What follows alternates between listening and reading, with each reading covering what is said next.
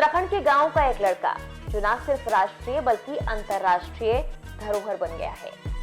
मंगलवार को अमेरिकी राजदूत द्वारा दिए गए इस बयान ने खूब सुर्खियां बटोरी, लेकिन आपके मन में यह सवाल होगा, आखिर वो कौन से उत्तराखंड के लड़के की बात कर रहे थे और क्यों उसकी तारीफ कर रहे थे? तो हम आपको बताते हैं। दरअसल अमेरिकी राजदूत बात कर रहे थे भारत के राष्ट्रीय सुरक्षा सलाहकार अजीत डोभाल की। उनकी तारीफ में अमेरिकी राजदूत ने ये कहा कि वो न सिर्फ राष्ट्रीय बल्कि अंतर्राष्ट्रीय धरोहर बन गए हैं। इतना ही नहीं, उनकी तारीफ में अमेरिकी राजदूत ने उनकी तुलना अमेरिकी एनएसए से भी कर दी। Ajit Doval, a village boy from Uttarakhand who now has not become only a national treasure but an international treasure, who has had the same vision to come together and say, what can we do to change the course of this century, to quote National Security Advisor Sullivan, to take us forward. लेकिन अजीत डोभाल की तारीफ सिर्फ अमेरिकी राजदूत नहीं कर रहे, बल्कि इससे पहले भी भारत में कई बार कई मौकों पर उनकी तारीफ हो चुकी है। खासकर उन्हें भारत का जेम्स बॉन्ड भी कहा जाता है। तो चलिए आज के इस वीडियो में हम आपको अजीत डोभाल के बारे में बताते हैं, कहां से उन्होंने पढ़ाई शुरू की और कैसे अपना सफर तय किया, और इसी सफर की चर्चा करते हुए भारतीय राजदूत ने अजीत डोभाल की तारीफ की है। नमस्कार, मैं हूं आपके साथ मेघना सचदेवा। आप मुझे देख रहे हैं लोकमत हिंदी पर। इस तरह की और वीडियोस के लिए हमारे चैनल को सब्सक्राइब करना ना भूलें और बेल आइकन को जरूर दबाएं। दरअसल इसी महीने प्रधानमंत्री नरेंद्र मोदी अमेरिका के दौरे पर जाने वाले हैं, और उससे पहले अमेरिकी राजदूत का ये बयान अपने आप में चौंका देने वाला है, और ये बयान है एनएसए अजीत डोभाल को लेकर। दरअसल अमेरिकी राजदूत एरिक गॉरसेटी ने मंगलवार को भारत के राष्ट्रीय सुरक्षा सलाहकार अजीत डोभाल की जमकर प्रशंसा की। डोभाल की प्रशंसा करते हुए गॉरसेटी ने देश के लिए उनके दृष्टिकोण की सराहना की, साथ ही उनकी तुलना अमेरिकी एनएसए जेक सुलिवान से भी की।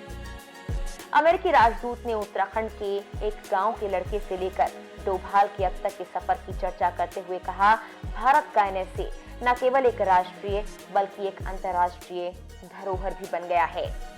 अमेरिकी राजदूत का बयान ऐसे वक्त में आया जब इसी महीने पीएम मोदी अमेरिका की राजकीय यात्रा पर जाने वाले हैं।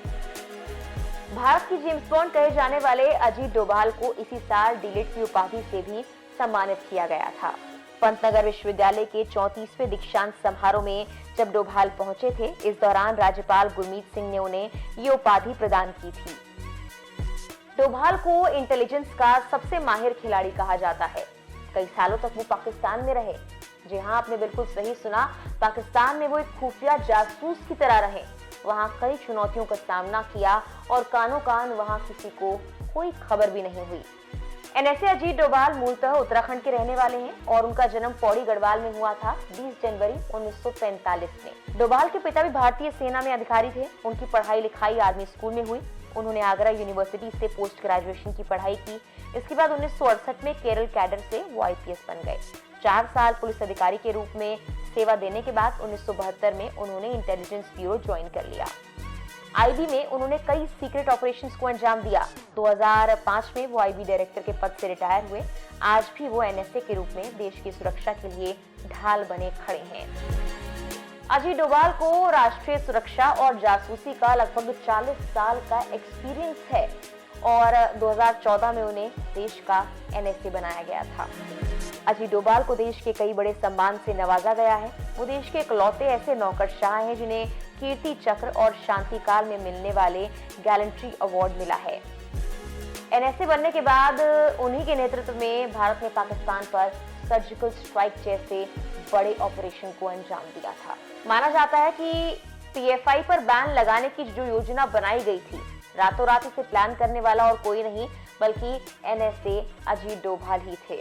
डोभाल के एनएसए बनने के बाद उनकी कई कहानियां आपने सुनी होंगी, लेकिन उनकी सबसे ज्यादा महत्वपूर्ण जो कहानी है वो है उनके पाकिस्तान जाने की। 1972 में बताया जाता है कि डोभाल पाकिस्तान गए थे एक सीक्रेट जासूस बन के, और वहां से कई जानकारियां वो लेकर आए। लेकिन जिस वक्त तक वो वहां पर रहे, किसी को ये कानो कान खबर नहीं हुई कि वो भारतीय जासूस हैं। बताया जाता है कि लगभग 7 साल डोभाल ने पाकिस्तान में गुजारे हैं। इसके अलावा डोभाल ने पंजाब के अमृतसर के स्वर्ण मंदिर से खालिस्तान समर्थक सिख उग्रवादियों के खात्मे के लिए 2 ऑपरेशन किए हैं। उस वक्त वो एक रिक्शा चालक वहां बनकर गए और चालाकी से पूरे मिशन को अंजाम दिया। उन्होंने सुरक्षा बलों को आतंकवादियों की पूरी जानकारी दी, जिसके आधार पर सैनिकों को खालिस्तानियों को मंदिर से बाहर निकालने में काफी मदद मिली। यही था ऑपरेशन ब्लू स्टार, और ऑपरेशन ब्लू स्टार के नायक बने थे अजीत डोभाल। यानी कि सिर्फ प्रधानमंत्री नरेंद्र मोदी के कार्यकाल में ही नहीं, बल्कि उससे पहले भी डोभाल ने भारत के लिए बहुत कुछ किया है। कंधार प्लेन हाईजैक के दौरान ऑपरेशन हुआ ब्लैक थंडर, इसमें भी डोभाल की भूमिका काफी महत्वपूर्ण थी। वो उस टीम को लीड कर रहे थे जो आतंकवादियों से नेगोशिएशन कर रही थी। इसके अलावा जम्मू कश्मीर में कई आतंकवादियों को भी उन्होंने सरेंडर कराया। 2015 में हुई सर्जिकल स्ट्राइक ऑपरेशन के हेड प्लानर भी डोभाल थे। हाल फिलहाल में लोकमत ग्रुप ऑफ मीडिया के चेयरमैन विजय दद्दा ने अपना एक ब्लॉग लिखा था। उस ब्लॉग में उन्होंने खासकर अजीत डोभाल का जिक्र भी किया है। उन्होंने क्या कुछ लिखा वो आपको बताते हैं। इस ब्लॉग में लिखा गया था, विश्व राजनीति का इतिहास रहा है कि एक तरफ दहाड़ना जरूरी है तो सफलता के लिए अति सूक्ष्म कूटनीति का जाल भी उतना ही आवश्यक है, और इस काम के लिए खुफिया अभियानों के माहिर और सशक्त खिलाड़ी अजीत डोभाल से बेहतर और कौन हो सकता है। वो चुपचाप अपना काम करते रहते हैं और दुनिया को अचानक अचंभित कर देते हैं। बिल्कुल ताजा उदाहरण देखिए। इस ब्लॉग में उन्होंने डोभाल की ब्रिटेन और अमेरिका यात्रा का जिक्र किया है, कैसे वो अमेरिका गए, वहां के विदेश मंत्री से मुलाकात की। इसके बाद ब्रिटेन में प्रधानमंत्री सुनक के साथ भी उनकी मुलाकात हुई। इस ब्लॉग में लिखा है कि इस फरवरी के पहले सप्ताह में वो अमेरिका पहुंचे। वहां के विदेश मंत्री एंटनी ब्लिंकन ने उनसे भेंट करने के बाद कहा कि वैश्विक चुनौतियों के समाधान के लिए अमेरिका भारत के साथ सहयोग बढ़ा रहा है। इसके बाद डोभाल ब्रिटेन पहुंचे। लंदन में ब्रिटेन के सुरक्षा सलाहकार टीम बैरो से मुलाकात हुई, और कमाल की बात है कि ब्रिटेन के प्रधानमंत्री सुनक भी बैठक में शामिल हुए। इसके बाद डोभाल अफगानिस्तान भी गए थे, और अफगानिस्तान में जो बैठक हुई उसका भी जिक्र इस ब्लॉग में किया गया है। आगे लिखा गया, वहां से निकलकर डोभाल रूस पहुंचे, जहां अफगानिस्तान को लेकर एक बैठक हुई। उसमें ईरान, कजाकिस्तान, चीन, तजाकिस्तान, तुर्कमेनिस्तान, रूस और उज्बेकिस्तान के राष्ट्रीय सुरक्षा सलाहकार शामिल थे, लेकिन पाकिस्तान से कोई नहीं था। पाकिस्तान के पास NSA है ही नहीं, और उसने बैठक में शामिल होने से इनकार भी कर दिया था। बैठक में पाकिस्तान का शामिल ना होना भारत के लिए बड़ी कूटनीतिक जीत मानी जा रही थी। जिस अफगानिस्तान में तालिबान को लाने के लिए पाकिस्तान ने सारे पापड़ बेले, वही तालिबान अब उसका दुश्मन बन बैठा है। हालांकि यहाँ गौर करने वाली बड़ी बात ये थी कि जिस अफगानिस्तान में तालिबान के कब्जे को भारत के लिए खतरा माना जा रहा था, वही तालिबान भारत के साथ दोस्ती का हाथ बढ़ाने के लिए उतावला हो रहा था। इस ब्लॉग में ये भी लिखा है कि बाजी पलटने में निश्चित ही अजीत डोभाल की महत्वपूर्ण भूमिका रहती है।